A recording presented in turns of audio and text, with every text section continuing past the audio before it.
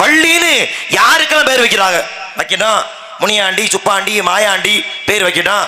வள்ளின்னு பேர் வைக்கணும், வள்ளின்னு பேர் வைக்கணும், நங்கை மொயின்னு பேர் வைக்கணும். 1000 பேர் வச்சிட்டு போடு.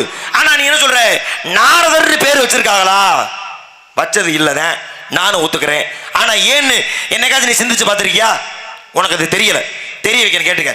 இப்ப ஒருவேளை ஒரு ஆண்மகன் பிறக்கிறான், ஒரு அப்பா அம்மாவுக்கு பிறக்கிற ஆண்மகனுக்கு ஒரு பொண்ணுமணின்னு பேர் வைக்கிறான். ஒரு ஆம்பளை பிள்ளைக்கு என்னன்னு சொல்லி கூப்பிடுவான்? டேய் பொண்ணுமணி, டேய் இங்க வாடா, எங்கடா போன கேப்பா. இது யதார்த்தம். ஒரு ஆண் பிள்ளை பிறந்தா வாடா போடான்னு கூப்பிடுறது.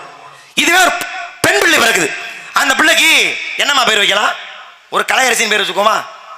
எதையாவது வச்சு நீங்க பேர் என்னங்க? நெருப்புனா சுடவா போகுது? சொல்லுங்க, பேசுங்க. சரி, ஒரு நங்கை மொயினே பேர் வைப்போம். ஒண்ணு தப்பு இல்ல, வச்சு பேசுங்க. என்ன பேர் என்ன சொல்லி கூப்பிடுவோம்? ஒரு பொம்பளை பிள்ளை, ஆம்பளை பிள்ளை பிறந்தா வாடா வாடா கூப்பிடுறோம். பொம்பளை பிள்ளை பிறந்தா வாடி வாடி கூப்பிடுறோம்.